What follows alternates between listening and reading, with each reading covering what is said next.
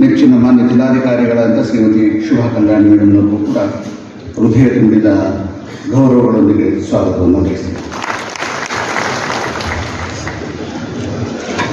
ಈಗ ಈ ಸಮಾರಂಭದ ವಿದ್ಯುಕ್ತ ಉದ್ಘಾಟನೆ ಜ್ಯೋತಿ. ಸಾರ್ವಜನಿಕರು ತಮ್ಮ ಅಹವಾಲುಗಳನ್ನು ಸಭೆಗೆ ಸಲ್ಲಿಸಲು ಮತ್ತು ಪರಿಹಾರ ಕಂಡುಕೊಳ್ಳಬಹುದಾಗಿದೆ. ಭ್ರಷ್ಟಾಚಾರ ತಡೆಯುವ ನಿಟ್ಟಿನಲ್ಲಿ ಜಿಲ್ಲೆಯ ಎಲ್ಲ ಸರ್ಕಾರಿ ಕಚೇರಿಗಳಲ್ಲಿ ಭ್ರಷ್ಟಾಚಾರ ತಡೆಯಲು ಕೈ ಜೋಡಿಸಿರಿ ಎಂಬ ಘೋಷ ವಾಕ್ಯವನ್ನು ಅರ್ಜಿಗಳ ವಿಲೇವಾರಿಯಲ್ಲಿ ಅನಗತ್ಯ ವಿಳಂಬ ಕಂಡುಬಂದ ಅಧಿಕಾರಿಗಳ ಮೇಲೆ ಅಗತ್ಯ ಕ್ರಮ ವಹಿಸಲು ಸಾರ್ವಜನಿಕರ ದೂರು ನೀಡಲು ಲೋಕಾಯುಕ್ತ ವಿಳಾಸವನ್ನು ಸಹ ಪ್ರದರ್ಶಿಸಲಾಗಿದೆ. ಜಿಲ್ಲೆಯ ವಿವಿಧ ಇಲಾಖೆಗಳಲ್ಲಿ ಈವರೆಗೆ 180 ದೂರುಗಳು ದಾಖಲಾಗಿದ್ದು, ನಿಯಮಾನುಸಾರ ಪ್ರಕರಣಗಳು ವಿಲೇವಾರಿ ಕ್ರಮ ಕೈಗೊಳ್ಳುವ ಬಗ್ಗೆ ಅಕ್ಟೋಬರ್ 14ರಂದು ಪೂರ್ವಭಾವಿಯಾಗಿ ವಿವಿಧ ಇಲಾಖೆಗಳ ಜಿಲ್ಲಾ ಮಟ್ಟದ ಅಧಿಕಾರಿಗಳ ಸಭೆಯನ್ನು ನಡೆಸಲಾಗಿದೆ. ಬಾಕಿ ಇರುವ ದೂರು ಹಾಗೂ ಇಂದು ಸಾರ್ವಜನಿಕರಿಂದ ಸ್ವೀಕರಿಸಿರುವ ದೂರುಗಳ ಬಗ್ಗೆ ಪರಿಹಾರ ನೀಡಲು ಕ್ರಮ ವಹಿಸಲಾಗುವುದು.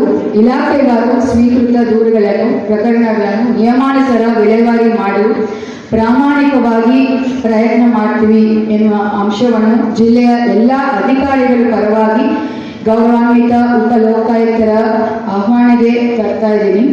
ಅಂತಿಮವಾಗಿ ಗೌರವಾನ್ವಿತ ನ್ಯಾಯಮೂರ್ತಿ ಹಾಗೂ ಉಪಲೋಕಾಯುಕ್ತರಾದ ಶ್ರೀ KN ಫಣೀಂದ್ರ ಹಾಗೂ ಗೌರವಾನ್ವಿತ ನ್ಯಾಯಮೂರ್ತಿ ಹಾಗೂ ಉಪಲೋಕಾಯುಕ್ತರಾದ ಶ್ರೀ B ವೀರಪ್ಪ ಹಾಗೂ ಎಲ್ಲ ಸಾರ್ವಜನಿಕರಿಗೂ ವಂದಿಸಿ ನನ್ನ ಪ್ರಾಸ್ತಾವಿಕ ನುಡಿಗಳಿಗೆ ವಿರಾಮ ನೀಡುತ್ತೇನೆ. ಜೈ ಹಿಂದ್. ಕರ್ನಾಟಕ ರಾಜ್ಯ ಉಪಲೋಕಾಯುಕ್ತರು ಬಹಳ ಅತ್ಯಂತ ಆತ್ಮೀಯ ಸ್ನೇಹಿತರು ಆದಂತಹ ಸನ್ಮಾನ್ಯ ಶ್ರೀ ನ್ಯಾಯಮೂರ್ತಿ ವೀರಪ್ಪನವರೇ, ಕಾರ್ಯಕ್ರಮದಲ್ಲಿ ಅಧ್ಯಕ್ಷತೆಯನ್ನು ವಹಿಸಿರ್ತಕ್ಕಂತಹ young and energetic deputy commissioner Shrimati Shubha ಕಲ್ಯಾಣ್ರವರೇ, ನನ್ನ ಆತ್ಮೀಯ ಸ್ನೇಹಿತರಾದಂತಹ ಮತ್ತು ಪ್ರಧಾನ ಜಿಲ್ಲಾ ನ್ಯಾಯಾಧೀಶರಾದಂತಹ ಶ್ರೀ B ಜಯಂತ್ ಕುಮಾರ್ ಅವರೇ, ಮುಖ್ಯ ಕಾರ್ಯನಿರ್ವಹಣಾಧಿಕಾರಿಗಳು ಜಿಲ್ಲಾ ಪಂಚಾಯತ್ ತುಮಕೂರು ಶ್ರೀ G ಪ್ರಭುರವರೇ, ಮಹಾನಗರ ಪಾಲಿಕೆ ತುಮಕೂರು ಇದರ ಆಯುಕ್ತರಾದಂಥ ಶ್ರೀಮತಿ ಅಶ್ವಿಜಿ GV ರವರೇ, ಭಾರತ ಪೊಲೀಸ್ ಸೇವೆ ಜಿಲ್ಲಾ ಪೊಲೀಸ್ ವರಿಷ್ಠಾಧಿಕಾರಿಗಳಾಗಿರ್ತಕ್ಕಂಥ ಶ್ರೀ ಅಶೋಕ್ ರವರೇ, ಶ್ರೀ G ವಿಜಯಾನಂದ ಅವರ ನಿಬಂಧಕರು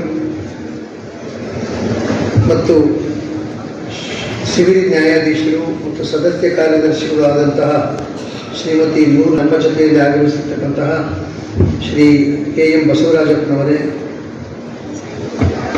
ಲೋಕಾಯುಕ್ತರ ಕಾರ್ಯದರ್ಶಿಗಳಾದಂತಹ ಶ್ರೀ ಅರವಿಂದ SP ರವರೇ ಮತ್ತು ಕರ್ನಾಟಕ ಲೋಕಾಯುಕ್ತ ತುಮಕೂರು ಜಿಲ್ಲೆ ಪೊಲೀಸ್ ಅಧೀಕ್ಷಕರಾದಂತಹ ಶ್ರೀ ಲಕ್ಷ್ಮೀನಾರಾಯಣರವರೇ ಮತ್ತು ವೇದಿಕೆಯ ಮೇಲ್ಭಾಗದಲ್ಲಿರ್ತಕ್ಕಂಥ ಎಲ್ಲ ಗಣ್ಯಾತಿ ಗಣ್ಯರೇ, ವಿಶೇಷವಾಗಿ ಈ ದಿನ ಕಾರ್ಯಕ್ರಮಕ್ಕೆ ಆಗಮಿಸಿರ್ತಕ್ಕಂತಹ ಜಿಲ್ಲೆಯ ಮೂಲೆ ಮೂಲೆಗಳಿಂದ ಬಂದಿರತಕ್ಕಂತಹ ಎಲ್ಲ ಸರ್ಕಾರಿ ಮತ್ತು ಸಾರ್ವಜನಿಕ ಅಧಿಕಾರಿಗಳೇ, ವಿಶೇಷವಾಗಿ ಮತ್ತು ಈ ಕಾರ್ಯಕ್ರಮದ ಒಂದು ಕೇಂದ್ರ ಬಿಂದುಗಳು ಅಂತಂದರೆ ಇವತ್ತು ನಮಗೆ ಸಾರ್ವಜನಿಕರು. ಹೇಳೋದಕ್ಕೋಸ್ಕರವಾಗಿ ಅವರ ಒಂದು ದೂರು ದುಮ್ಮಾನಗಳನ್ನು ಕೇಳಿ ಎಷ್ಟು ಮಟ್ಟಿಗೆ ಪರಿಹಾರ ಮಾಡೋದಕ್ಕೆ ಸಾಧ್ಯತೆ ಇದೆ ಆ ರೀತಿ ಆ ಒಂದು ಸಾಧ್ಯಾಸಾಧ್ಯತೆಯನ್ನು ಪರಿಶೀಲಿಸಿಕೊಂಡು ಅವರ ದೂರು ದುಮ್ಮಾನಗಳನ್ನು ಕೇಳಿ ಪ್ರಾಮಾಣಿಕವಾಗಿ ಅವರ ಒಂದು ಸಮಸ್ಯೆಗಳನ್ನು ಪರಿಹಾರ ಮಾಡೋದಕ್ಕೋಸ್ಕರವಾಗಿ ಇವತ್ತಿನ ದಿವಸ ನಾವು ಈ ಕಾರ್ಯಕ್ರಮವನ್ನು ಏರ್ಪಡಿಸಿದ್ದೇವೆ. ಸ್ನೇಹಿತರೆ, ಈಗಾಗಲೇ ಸುಮಾರು ನಾನು 17 ಜಿಲ್ಲೆಗಳಿಗೆ ಈಗಾಗಲೇ ಈ ರೀತಿ ಕಾರ್ಯಕ್ರಮಗಳನ್ನು ಮಾಡಿದ್ದೇನೆ. ಸುಮಾರು ಕರ್ನಾಟಕ ರಾಜ್ಯ ವ್ಯಾಪ್ತಿಯಾಗಿ ಸಂಪೂರ್ಣವಾಗಿ ನಾವು ಒಬ್ಬನೇ ಇದ್ದಿದ್ದರೆ ಬಹುಶಃ ಎಲ್ಲ ಜಿಲ್ಲೆಗಳನ್ನು ಕೂಡ ನಾನು ಮಾಡೋದಕ್ಕೆ ಸಾಧ್ಯತೆ ಆಗ್ತಿರಲಿಲ್ಲ.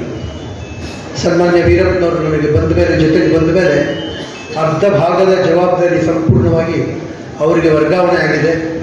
ಭಾಳ ಸಮರ್ಥವಾಗಿ ಕೆಲಸ ಮಾಡ್ತಕ್ಕಂಥ ಒಬ್ಬ ವ್ಯಕ್ತಿ, ಭಾಳ ನಿಷ್ಠಾವಂತವಾಗಿ ಕೆಲಸ ಮಾಡ್ತಕ್ಕಂಥ ಒಬ್ಬ ವ್ಯಕ್ತಿ ಇವತ್ತು ನಮಗೆ ಮತ್ತೊಬ್ಬ ಉಪಲೋಕಾಯುಕ್ತರಾಗಿ ನಮ್ಮ ಜೊತೆಗೆ ಹೆಗಲು ಜೋಡಿಸಿ ಕೆಲಸ ಮಾಡೋದಕ್ಕೆ ಈ ದಿನ ಬಂದಿದ್ದಾರೆ. ಮುಂದೆ ಅವರು ತಮ್ಮ ಎಲ್ಲ ಅಹವಾಲುಗಳನ್ನು ಸ್ವೀಕಾರ ಮಾಡೋದು, ಎಲ್ಲ ವಿಚಾರಗಳನ್ನು ತಮಗೆ ಇನ್ನೂ ಹೇಳೋದಿದೆ. ಕರ್ನಾಟಕ ಲೋಕಾಯುಕ್ತ ಅವರೇನು, ಲೋಕಾಯುಕ್ತ ಸಂಸ್ಥೆ ಹೇಗೆ ನಡೆಯುತ್ತೆ, ದೂರು ನೀವು ಹೇಗೆ ಕೊಡಬೇಕು, ಎಂಥ ದೂರುಗಳನ್ನು ಲೋಕಾಯುಕ್ತ ಸಂಸ್ಥೆ ತಗೊಳುತ್ತೆ, ಎಂಥ ದೂರುಗಳನ್ನು ಕೊಡೋದಕ್ಕೆ ಸಾಧ್ಯತೆ ಇಲ್ಲ, ಮತ್ತು ದುರುದ್ದೇಶಪೂರಿತವಾದ ದೂರುಗಳನ್ನು ಕೊಟ್ಟರೆ ಏನಾಗುತ್ತೆ, ಅದನ್ನೆಲ್ಲನೂ ವಿಶದವಾಗಿ ಅವರು ನಿಮಗೆ ಮನವರಿಕೆ ಮಾಡಿಕೊಡೋರಿದ್ದಾರೆ.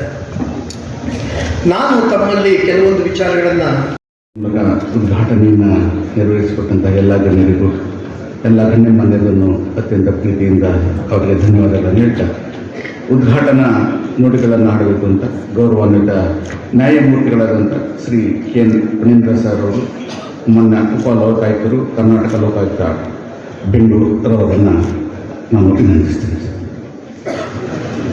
ಕಾರ್ಯಾಂಗನ ಸ್ಟ್ರಾಂಗ್ ಪಿಲ್ಲರ್ ಅಂತ ಹೇಳ್ತೀನಿ ಅಂತಂದರೆ, ನಾನು ನ್ಯಾಯಾಂಗಕ್ಕೆ ಕಾರ್ಯಾಂಗ ಮತ್ತು ಶಾಸಕಾಂಗ ಸರಿಯಾಗಿ ಕೆಲಸ ಮಾಡಿದಲ್ಲಿ ಮಾತ್ರ ನ್ಯಾಯಾಂಗಕ್ಕೆ ಹೋಗ್ತಾರೆ.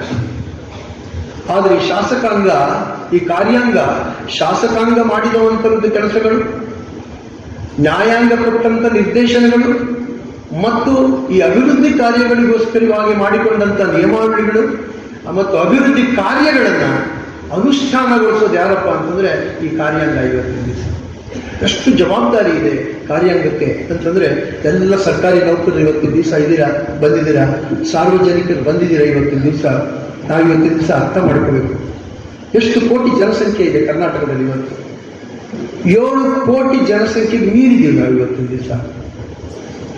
2011ರಲ್ಲಿ ನಾವು ಸರ್ವೆ ಮಾಡಿದಂಥ ಸಂದರ್ಭದಲ್ಲಿ 6,82,00,000 ನಮಗೆ ಸರ್ವೆ ಪ್ರಕಾರ ಸಿಕ್ಕಿದ್ದು. ಇವತ್ತಿನ ದಿವಸ ಬಹುಶಃ 7ರಿಂದ 7.5 ಕೋಟಿಗೆ ಜಾಸ್ತಿ ಮುಂದಕ್ಕೆ ಹೋಗಿದ್ದೇವೆ. 7.5 ಕೋಟಿ ಜನಸಂಖ್ಯೆಗೆ ನಾವು ಸಾರ್ವಜನಿಕ ನೌಕರರು, ಸರ್ಕಾರಿ ನೌಕರರು ಎಷ್ಟು ಜನ ಇದ್ದೀವಿ ಇವತ್ತಿನ ದಿವಸ?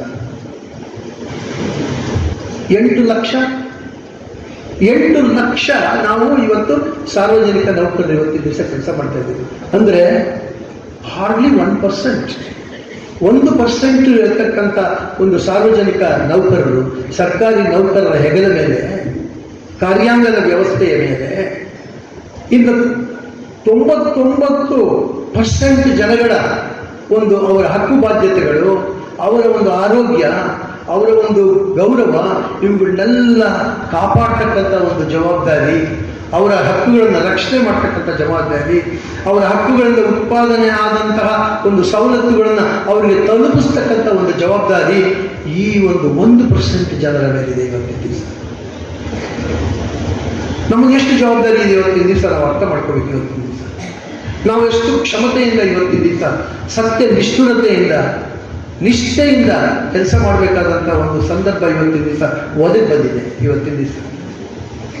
ಸೊ ಅದರಿಂದ ಕಾರ್ಯಾಂಗ ಏನು ಮಾಡುತ್ತಪ್ಪ ಅಂತಂದರೆ, ಈ ಎಲ್ಲ ಕಾರ್ಯಗಳನ್ನು, ಅಭಿವೃದ್ಧಿ ಕಾರ್ಯಗಳನ್ನು ಆ ಮೂಲೆಯಲ್ಲಿರ್ತಕ್ಕಂಥ ಪ್ರತಿಯೊಬ್ಬ ಜನತೆಗೆ ತಲುಪಿಸ್ತಕ್ಕಂಥ ಒಂದು ಕರ್ತವ್ಯ ಮಾಡಬೇಕಾದದ್ದು ಕಾರ್ಯಾಂಗ ಇವತ್ತಿನ ದಿವಸ. ಎಷ್ಟು ಜವಾಬ್ದಾರಿ ಇದೆ ನಿಮ್ಮ ಮೇಲೆ ಅರ್ಥ ಮಾಡ್ಕೊಳ್ಳಿ.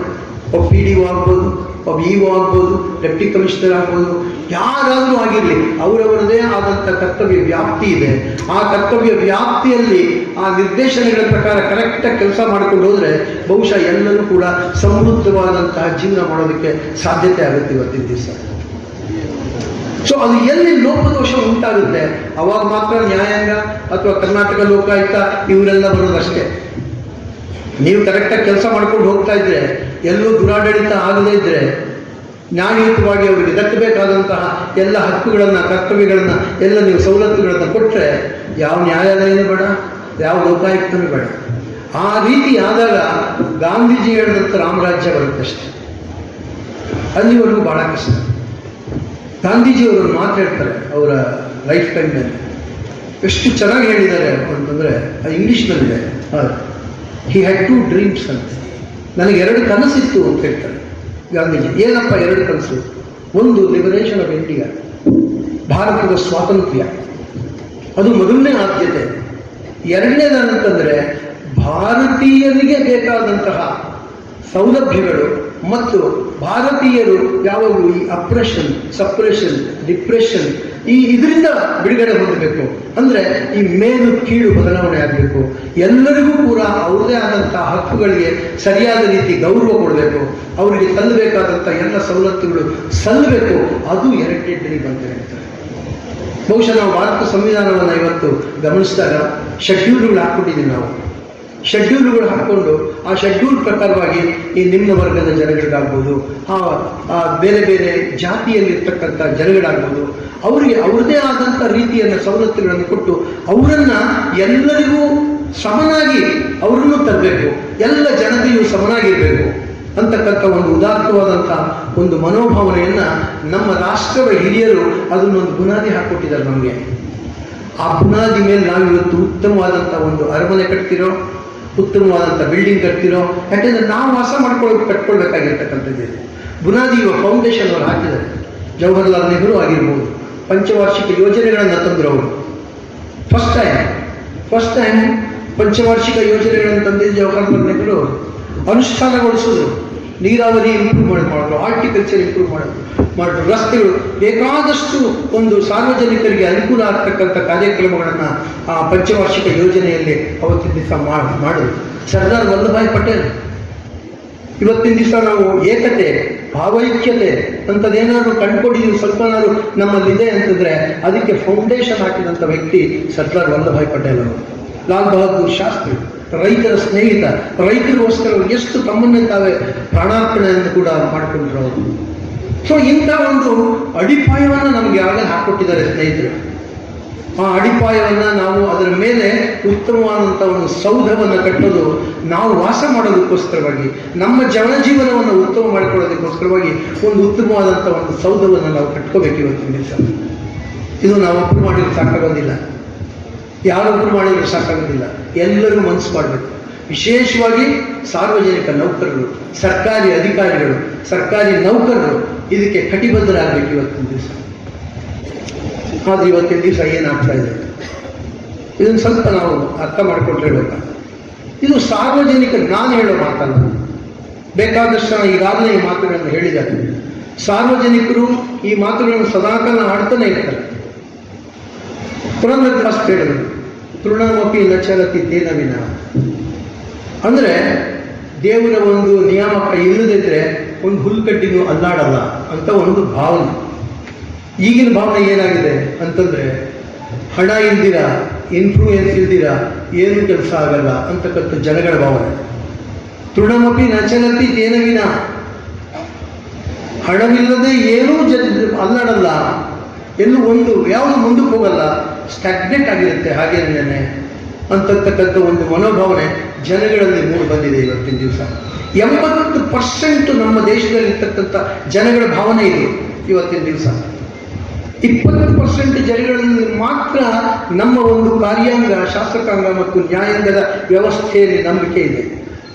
ಇನ್ನು 80% ಜನಗಳಲ್ಲಿ ಏನು ಮನೋಭಾವನೆ ಇದೆ ಅಂತಂದರೆ, ಯಾರು ದುಡ್ಡಿರುತ್ತೆ, ಯಾರ ಹತ್ರ ಇನ್ಫ್ಲೂಯೆನ್ಸ್ ಇರುತ್ತೆ ಅವ್ರ ಕೆಲಸ ಆಗುತ್ತೆ, ಯಾರಿಗೆ ಯಾರೂ ಇರೋದಿಲ್ಲ, ಅವ್ರು ನೋಡೋರು ಯಾರೂ ಇಲ್ಲ, ಅವ್ರಿಗೋಸ್ಕರ ಯಾರೂ ಇಲ್ಲ ಅಂತಕ್ಕಂಥ ಒಂದು ಮನೋಭಾವನೆ ಈಗಾಗಲೇ ಬಂದ ಕಾರಣ ಅದಕ್ಕೋಸ್ಕರವಾಗಿ ಬಂತು ನಮ್ಮ ಲೋಕಾಯುಕ್ತ ಸಂಸ್ಥೆಗಳು, ವಿಜಿಲೆನ್ಸ್ ಸಂಸ್ಥೆಗಳು, ಹೆಚ್ಚು ಹೆಚ್ಚು ನ್ಯಾಯಾಲಯಗಳನ್ನು ತೆರೆಯೋದು, ಇವೆಲ್ಲ ಬಂದಿದ್ದು ಈ ಕಾರಣಗಳಿಗೋಸ್ಕರವಾಗಿ. ಸರಿಯಾದ ಸಮಯದಲ್ಲಿ ಸಮಯೋಚಿತವಾಗಿ ಸಂದರ್ಭಕ್ಕೆ ಅನುಸಾರವಾಗಿ ನಾವು ಸಾರ್ವಜನಿಕ ನೌಕರರು ಕೆಲಸ ಮಾಡದಿದ್ರೆ ದುರಾಡಳಿತ ಪ್ರಾರಂಭ ಆಗ್ತದೆ ಸ್ನೇಹಿತರೆ. ದುರಾಡಳಿತ ಹೇಗಾಗುತ್ತೆ ಅನ್ನೋದನ್ನು ಎರಡೆರಡು ಮಾತನ್ನು ನಮ್ಗೆ ಹೇಳೋದಕ್ಕೆ ಇಷ್ಟಪಡ್ತೀನಿ. ನೋಡಿ, ಭಾರತದ ಐಕ್ಯತೆ, ಏಕತೆ, ಇಂಟೆಗ್ರಿಟಿ ಆಫ್ ಇಂಡಿಯಾ ಅಂತ. ಈ ಇಂಟೆಗ್ರಿಟಿ ಅನ್ನೋದನ್ನು ಎರಡು ವಿಧವಾಗಿ ನಾವು ವಿಶ್ಲೇಷಣೆ ಮಾಡ್ತೀವಿ. ಒಂದು ಇಂಟೆಗ್ರಿಟಿ, ಪ್ರಾಮಾಣಿಕತೆಗೆ ಸಂಬಂಧಪಟ್ಟಂತ ಇಂಟೆಗ್ರಿಟಿ. ಇನ್ನಿರತಕ್ಕಂಥವ್ರು ಎಲ್ಲರೂ ಒಂದು, ಇರೋರೆಲ್ಲರೂ ಅಣ್ಣ ತಮ್ಮಂದರು, ಅಕ್ಕ ತಂಗಿದಿರು, ಎಲ್ಲರೂ ನಾವೆಲ್ಲ ಒಂದು, ನಾವೆಲ್ಲರೂ ಸೇರಿ ದೇಶವನ್ನ ಒಂದು ಮೇಲ್ಮಟ್ಟಕ್ಕೆ ತಗೊಂಡೋಗ್ಬೇಕು ಅಂತಕ್ಕಂಥದ್ದು ಇಂಟೆಗ್ರಿಟಿ ಅಂತಕ್ಕಂಥ ಪದವನ್ನ ವಲ್ಲಭಾಯಿ ಪಟೇಲರು ಏಕತೆ ಅಂತಕ್ಕಂಥ ಒಂದು ಭಾಷಾಂತರ ಮಾಡಿಕೊಂಡು ಆ ಗೌರವ ಸಮರ್ಪಣೆ ಸ್ವೀಕರಿಸಿದ ಸನ್ಮಾನ್ಯರಿಗೆ ಹಾಗೂ ಸಮಿತಿಯವರಿಗೆ ಧನ್ಯವಾದಗಳನ್ನು ಸಲ್ಲಿಸ್ತಾರೆ. ಈ ಸಮಾರಂಭ ಜಿಲ್ಲಾ ಪಂಚಾಯತ್, ಜಿಲ್ಲಾ ಕಾನೂನು ಸೇವಾ ಪ್ರಾಧಿಕಾರ ಇವರ ಸಹಯೋಗಿತ್ವದಲ್ಲಿ ಇವತ್ತು ನಾವು ತುಮಕೂರು ಜಿಲ್ಲಾ ವ್ಯಾಪ್ತಿಯ ಸಾರ್ವಜನಿಕ ಅಹವಾಲು ಕುಂದುಕೊರತೆ ಸ್ವೀಕಾರ, ದೂರು ವಿಚಾರಣೆ ಹಾಗೂ ಪ್ರಕರಣಗಳ ವಿಲೇವಾರಿ ಸಭೆಯ ಸಭಾ ಕಾರ್ಯದಕ್ಷತೆಯನ್ನು ಸಮರ್ಪಕವಾಗಿ ನಿರ್ವಹಿಸಿ ದೇಶದ ಅಭಿವೃದ್ಧಿಗೆ, ಸಮೃದ್ಧಿಗೆ ಶ್ರಮಿಸಲು ಕರೆಯನ್ನು ಕೊಟ್ಟಂತಹ ಹಾಗೂ ಸಂವಿಧಾನದ 4ನೆಯ ಬಲಿಷ್ಠ ಅಂಗವಾದ ಪತ್ರಿಕಾ ರಂಗದ ಕಾರ್ಯ ವೈಖರಿಯನ್ನು ಶ್ಲಾಘಿಸಿ ಶುಭ ನುಡಿಗಳನ್ನು ನುಡಿದಂತಹ ಗೌರವಾನ್ವಿತ ಉಪಲೋಕಾಯುಕ್ತರು ಹಾಗೂ ಗೌರವಾನ್ವಿತ ನ್ಯಾಯಮೂರ್ತಿಗಳಾದಂತಹ ಶ್ರೀ KN ಫಣೀಂದ್ರ ಸಾಹೇಬ್ರನ್ನು ನಾನು ನಮ್ಮೆಲ್ಲರ ಪರವಾಗಿ ಆತ್ಮೀಯವಾಗಿ ಧನ್ಯವಾದಗಳನ್ನು ಸಮರ್ಪಿಸುತ್ತಿದ್ದೇನೆ. ಅದೇ ರೀತಿ ಇವತ್ತು ಈ ಕಾರ್ಯಕ್ರಮದಲ್ಲಿ ಇನ್ನೋರ್ವ ಉಪಲೋಕಾಯುಕ್ತರು ಹಾಗೂ ಗೌರವಾನ್ವಿತ ನ್ಯಾಯಮೂರ್ತಿಗಳಾದಂತಹ ಶ್ರೀ B ವೀರಪ್ಪರವರು ಹಾಜರಿದ್ದು ನಮಗೆ ಬದಲಾವಣೆ ಮೊದಲು ತನ್ನಿಂದ ಪ್ರಾರಂಭ ಆಗಬೇಕು ಹಾಗೂ 1986ರ ಲೋಕಾಯುಕ್ತ ಕಾಯ್ದೆಯ ಮಹತ್ವ ಹಾಗೂ ಎಲ್ಲ ಶಾಸಕಾಂಗ ಕಾರ್ಯಾಂಗ ಅಧಿಕಾರಿಗಳು ತಮ್ಮ ಕರ್ತವ್ಯ ನಿಷ್ಠೆಯ ಬಗ್ಗೆ ಎಚ್ಚರಿಸಿ ಅಧಿಕಾರಿಗಳು ತಮ್ಮ ಸೇವೆಯನ್ನು ನಿಷ್ಠೆಯಿಂದ, ದಕ್ಷತೆಯಿಂದ, ಪ್ರಾಮಾಣಿಕತೆಯಿಂದ ಸೇವೆ ಮಾಡಬೇಕೆಂದು ತಿಳಿಸಿದಂಥ ಹಾಗೂ ತಮ್ಮ ನಡೆನುಡಿಯಲ್ಲಿ ಮಾನವೀಯ ಮೌಲ್ಯಗಳನ್ನು ಅಳವಡಿಸಿಕೊಂಡಿದ್ದಲ್ಲದೆ ಸಮಾಜದ ಕಟ್ಟಕಡೆಯ ವ್ಯಕ್ತಿಗೂ ಸೇವೆಯನ್ನು, ನ್ಯಾಯದಾನವನ್ನು ಒದಗಿಸಿಕೊಟ್ಟಂತಹ ನಿಷ್ಠಾವಂತ ಅಧಿಕಾರಿ ಎಂದೇ ಹಾಗೂ ಎಲ್ರಿಗೂ ಇಷ್ಟರಾದಂತಹ ನಮ್ಮ ಗೌರವಾನ್ವಿತ ನ್ಯಾಯಮೂರ್ತಿಗಳಾದಂತಹ ಶ್ರೀ ಬೀರಪ್ಪ ಸರ್ ಅವರಿಗೂ ಎಲ್ಲ ಇಲಾಖೆಯ ಪರವಾಗಿ ನಾನು ಧನ್ಯವಾದಗಳನ್ನು ಸಮರ್ಪಿಸುತ್ತಿದ್ದೇನೆ. ಈ ವೇದಿಕೆಯ ಇವತ್ತಿನ ಈ ಕಾರ್ಯಕ್ರಮದ ಅಧ್ಯಕ್ಷ ಸ್ಥಾನವನ್ನು ವಹಿಸಿಕೊಂಡು ನಮ್ಮೆಲ್ಲರನ್ನು ಸ್ವಾಗತಿಸಿ ಪ್ರಾಸ್ತಾವಿಕ ನುಡಿಯನ್ನು ಆಡಿದಂತಹ ಈ ಕಾರ್ಯಕ್ರಮದ ಮುಖ್ಯ ಕೇಂದ್ರ ಬಿಂದು ಆದಂತಹ ಶ್ರೀಮತಿ ನಮ್ಮ ಶುಭ ಕಲ್ಯಾಣ್, ತುಮಕೂರು ಜಿಲ್ಲೆಯ ಜಿಲ್ಲಾಧಿಕಾರಿಗಳು, ಇವರಿಗೂ ಸಹ ನಾವು ಎಲ್ಲ ಅಧಿಕಾರಿಗಳ ಪರವಾಗಿ ಧನ್ಯವಾದಗಳನ್ನು ಸಮರ್ಪಿಸಿದ್ದೇನೆ.